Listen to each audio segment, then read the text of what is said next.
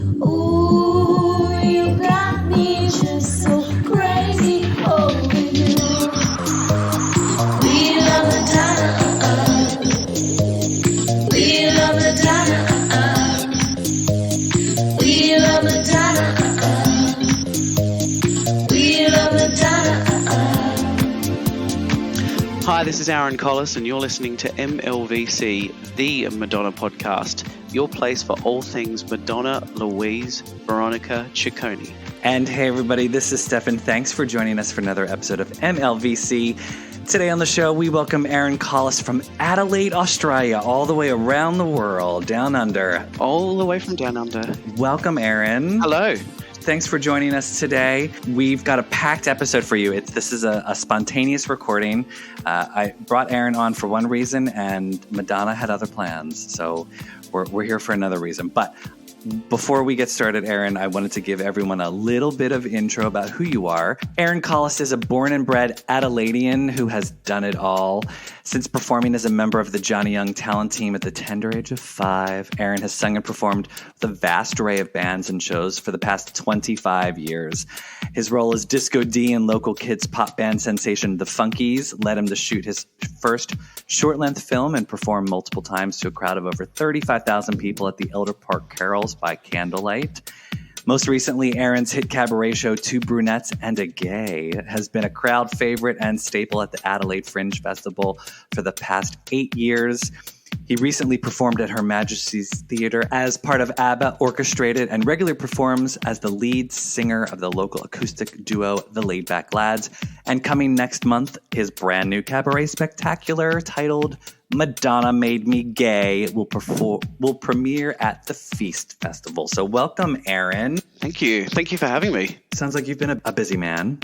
I like to keep busy. It keeps me out of trouble, yeah. Yeah, very and much you're so. sporting a very appropriate Blonde Ambition haircut. I had to, with a show like this, you can't not really. It sort of goes hand in hand. So I want to get to the show. However, as we mentioned, Madonna had a little bit of a tease for us today. It's a bit of a Madonna pop emergency, and I think we really need to discuss it. So don't just stand there. Let's get to it. It's time for a special This Week in Ciccone. See, I get what I want. For those of you sleeping under a rock, Madonna allegedly premiered a snippet of her new song. She posted a 9-second clip of a very dancey, very synthy, upbeat, and euphoric sounding song with some whispery vocals over the music. Of course, I instantaneously theorized this must be a new song from her and Sickick, so I tweeted about it, tagging Madonna and Sickick. There was some back and forth with people on Twitter hypothesizing that it's some other artist's songs. I listened to them. I didn't think so. However, Sickick has debunked that because he retweeted me, and I'm taking that as a confirmation that it is indeed a clip of their collaboration together. He also replied, "I'ma do your queen justice. Don't worry." Aaron, have you had a chance to listen to the clip? I have been listening to it on repeat for the past several hours since it came out, and I had a heart attack as soon as I heard it. I went, "Oh my God, please be true, please be true!" And I'm super excited, and if this is anything to go by of a new album, then I'm beyond excited. Yeah, as soon as I heard it, there's something about hearing a new Madonna song for the first time when you don't know it's a new Madonna song. And I think you can hear the Madonna in that song. Those whispery vocals, even though it's not a super great recording of that, I hear Madonna.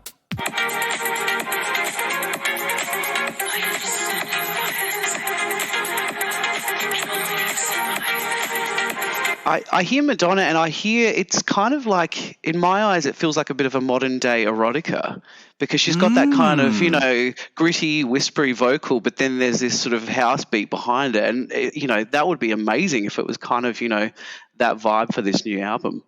Yeah, I mean, I don't know if we're getting a full album. I would love a full album with her and Sickick, because I think he's a great producer and I think he could really knock it out of the park. But I'd be happy if it was just one song.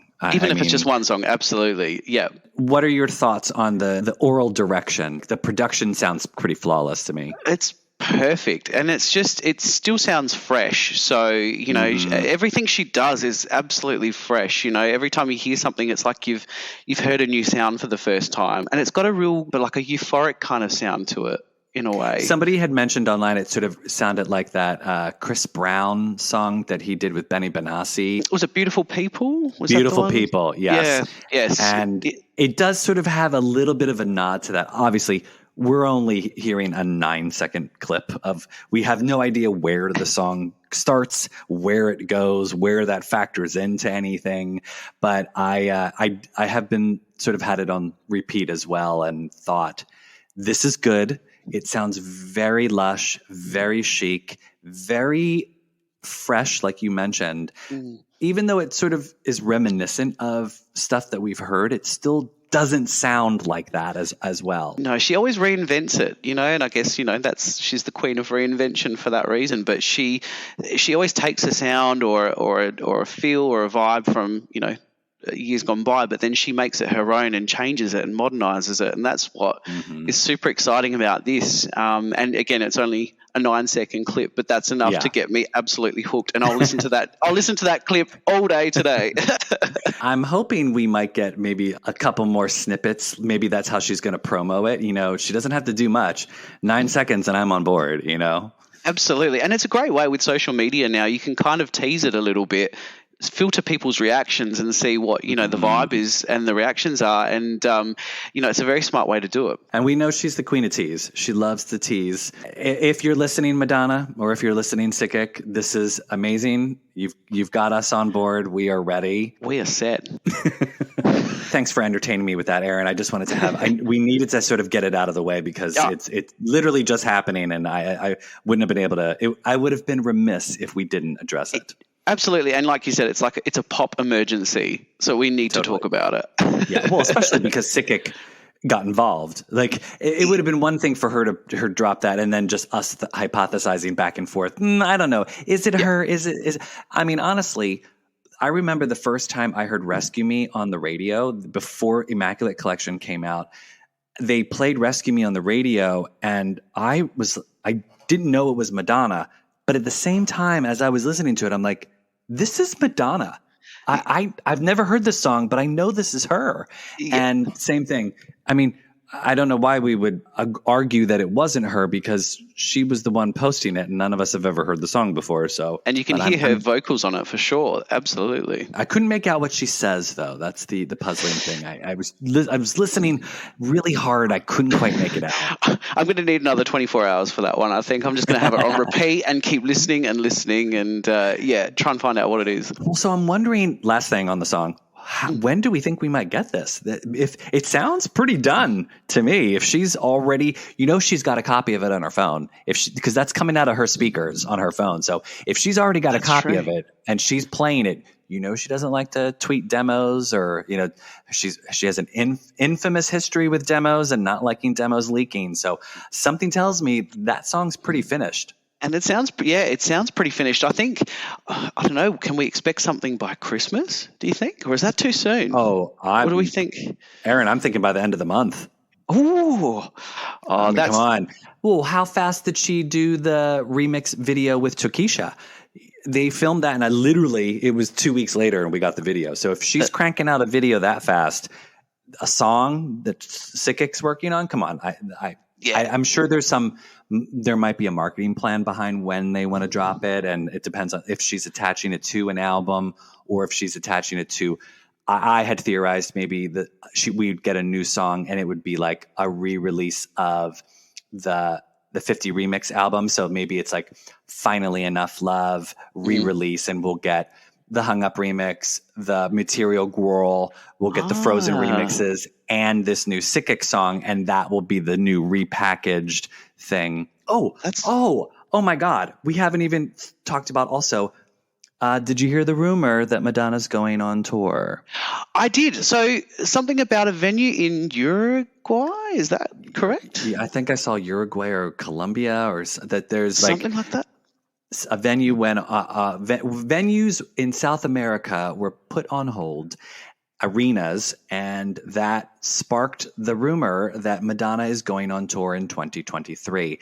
Wow. Now, back in 2020, I had posted a tweet theorizing this was going to be her timeline based on her working on the biopic. Mhm. Now, of course, we know there's been a little bit of up and down with the biopic script, and that's sort of not been officially shelved. It just hasn't been officially greenlit yet. Mm. So if she's adhering to her biopic schedule, the biopic should have been done, and she would have been going on tour to support the biopic and her greatest hits next year. I think she's still adhering to that schedule, only she'll work on the biopic when she's done, but she's going to use Finally Enough Love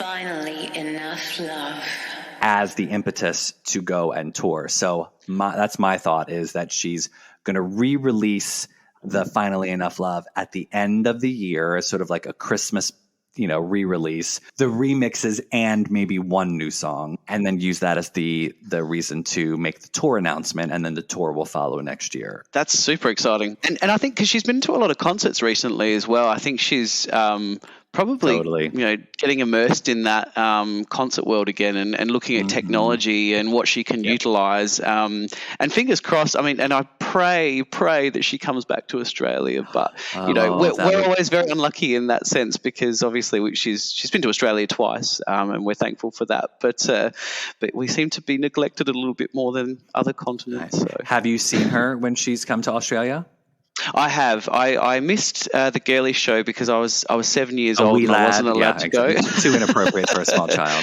Get this though, it was weird. I was allowed to watch the Girly show VHS. My mum was fine with that, but me actually going to the show, I think she just thought, maybe I don't want anyone thinking I'm letting my 7-year-old son, go publicly to watch the Girly show. So I missed that, but I went to the Rebel Heart show in Melbourne, which was amazing. And did you were not privy to Tears of a Clown then?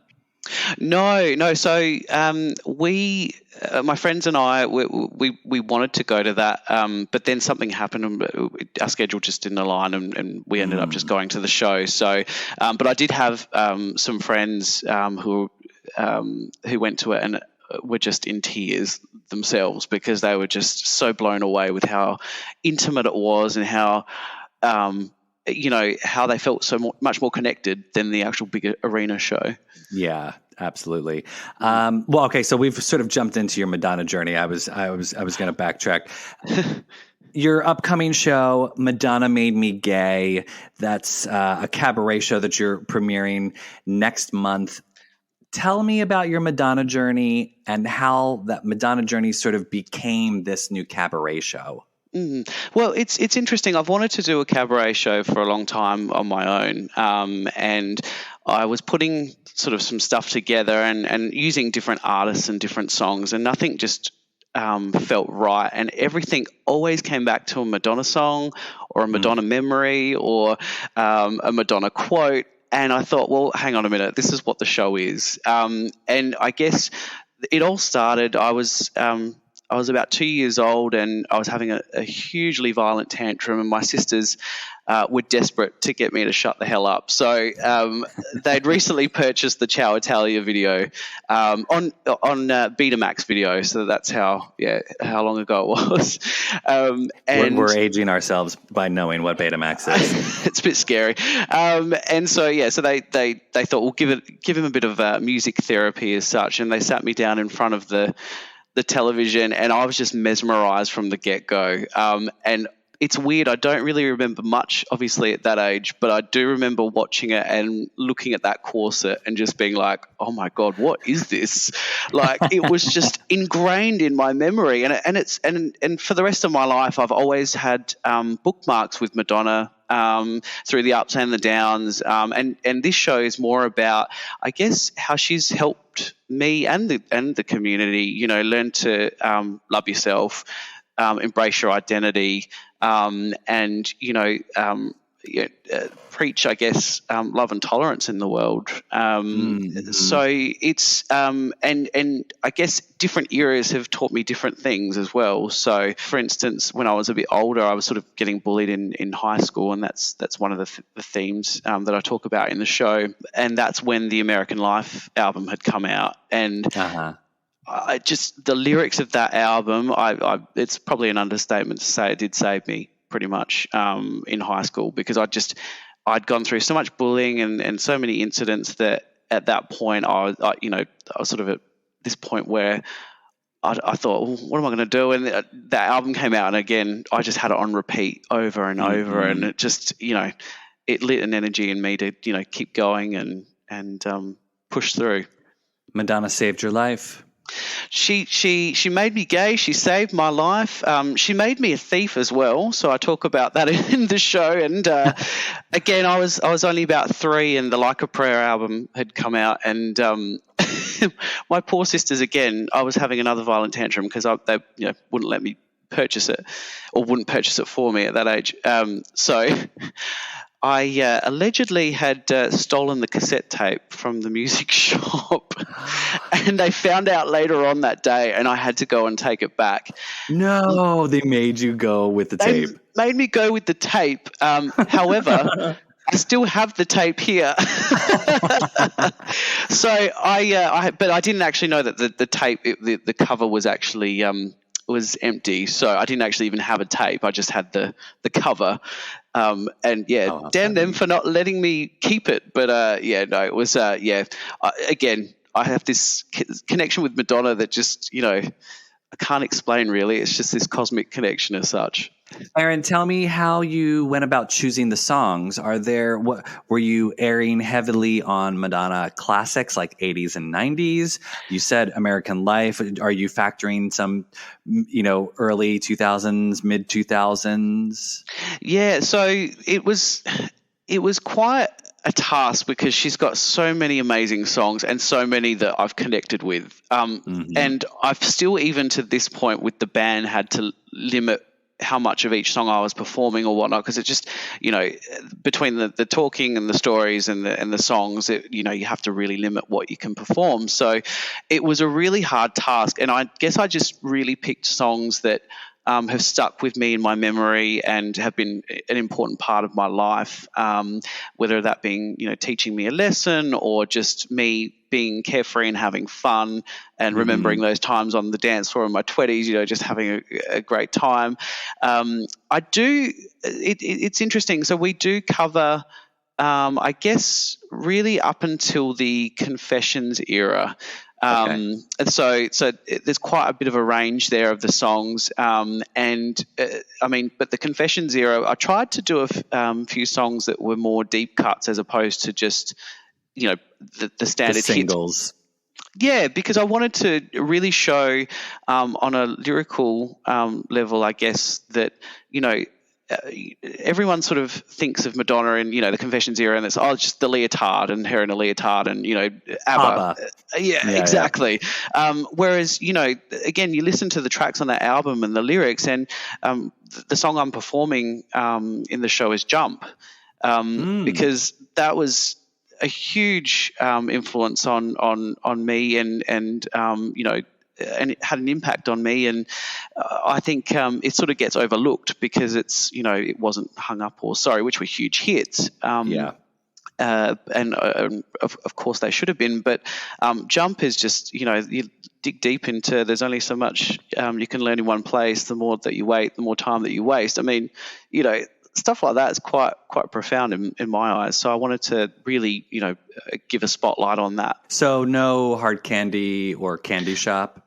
I love Hard Candy. It's actually one of my favorites, and I actually saw her on the Sticky and Sweet tour in London at Wembley Stadium. Oh, nice. Okay, good. Which was awesome. And actually, what struck me most about that was it was interesting. It was my first time seeing Madonna, and I'm just like, oh my God, it's Madonna. And then you watch the show, and during that concert in particular, I remember so many times when she muddled up the lyrics, and I was like, hang on a minute, this is Madonna. What's going on here?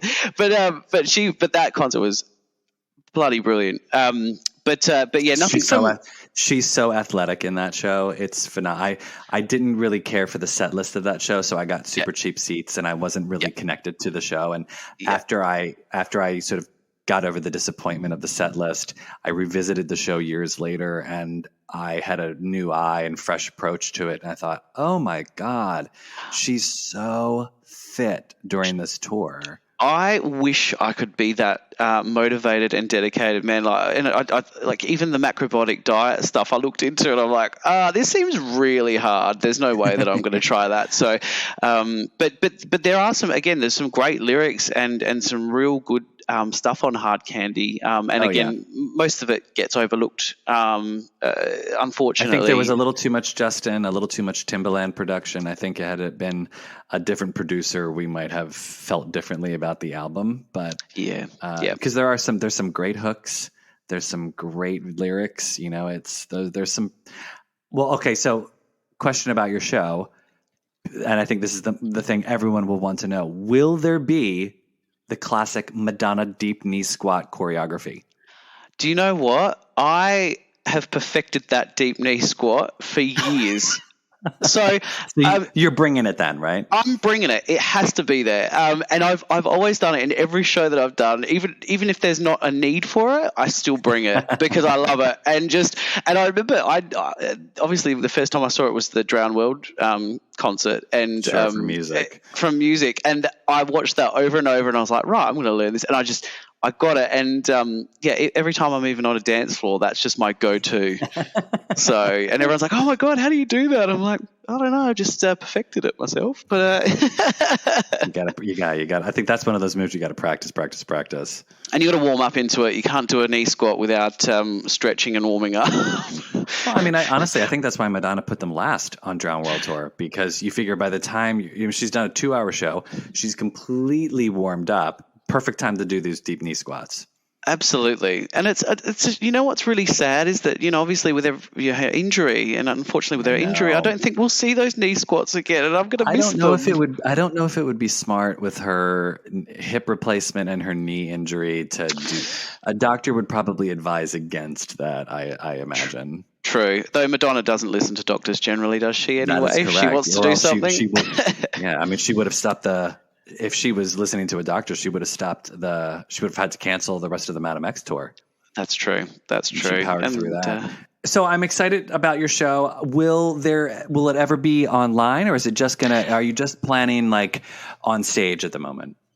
At the moment, it's really so the two shows that I'm doing. So it's part of the Feast Festival, which is our Adelaide version of Pride. So and it's the 25th anniversary of this festival in particular. So I thought the timing kind of all aligned to do something for it and trial this out to see how it works, and sort of test the waters with it. I'm hoping we get some traction with it and get some success with it, that we can bring it back again for a few other festivals, tour it, hopefully even, nationally, and it'd be great to go internationally, but, it's quite a big undertaking, but there will be, I'm aiming to have the shows taped and filmed and be able to put clips online, so obviously we can kind of get some traction with it there. But at the moment, it's a bit of a more just an intimate cabaret kind of thing that I have big dreams for. But just the two shows. It's just workshopping it right now. You're in the middle of playing around, seeing what works. Exactly. That's it. Yeah. Nice. Well, so tell our listeners where they can see the show if they are in the Adelaide, Australia area. If you're in Adelaide, you can come along on November 11th and 12th to Diversity. It's in Grote Street in Adelaide. It's a great venue. It's an old church. So, again, very fitting for a Madonna show. Let that choir sing. Amen, gay men, and it's so November 11th and 12th. You can get tickets via feast.org.au, or if you head to my Instagram or Facebook, which is Aaron Collis Real, you can get your tickets via the link in my bio. Nice. And Aaron, I got to say, you are committed to the role because you are platinum blonde. It's very Madonna first album look. I love it. Beautiful. I was so happy. And you obviously have seen the photos on my socials, but I did a photo shoot, and that was the influence. It was the first album influence with the junk jewelry and the makeup and the hair, and I've sort of gone blonde a few times in my life. I was actually blonde as a kid, and then went dark. But I have to say, when I bleached my hair recently and I did it, I was like, oh my God, why haven't I done this ages ago? Like, blondes do have more fun. No, it's a good look on you. I like it. Thank you. All right. Well, Aaron, I think it's time for a little segment we like to call the lightning round. These answers are just meant to be quick, off the top of your head, wherever you're at in your Madonna journey today. Don't think too hard. Favorite Madonna song? Express Yourself. Favorite Madonna music video? Open Your Heart. Ooh, classic. Favorite Madonna tour? And it doesn't have to be one you saw in person. It could be just any that you've seen. Oh, damn, this is hard. Blonde Ambition. Yeah, it's always a good one. Always a good one. Favorite Madonna look? This can be from a video, a tour, a photo shoot. Favorite Madonna look? So many. It would have been just after the Blonde Ambition tour. So when she was promoting Truth or Dare with that kind of classic old Hollywood glamour. That was gorgeous. Yeah, I love that's honestly, I think that's where my side part addiction came from, where she was like that beautiful photo shoot she did with Alec Kashishian. Yes. And it's like them dressed all in black, and she's got her blonde hair sort of comes a little bit, touches her shoulders, and this beautiful side part. And I think that's stunning. I've just loved her side part ever since. I'm very happy Pink Donna is wearing the side part because it just looks gorgeous on her. Gorgeous, yes. So remind us again, where can we find you on social? You can find me on social on Instagram, and my Instagram handle is Aaron Collis Real. And then on Facebook, I'm just Aaron Collis. So check me out on the socials. Great. Well, yeah, I'll make sure that we tag you up. And remember, you can find MLVC on Instagram and Twitter at MLVC Podcast. If you want to donate, we're on Venmo at MLVC Podcast, or think about becoming a subscriber on Patreon. Help keep the show going. Patreon.podbean.com/MLVC Podcast. Make sure you check out Aaron. I can't wait to see clips from the show. I'm excited to see those deep knee squats and hear some amazing Madonna covers. I'm looking forward to it. Take care, Aaron. Thanks so much for joining me today. Thank you for having me.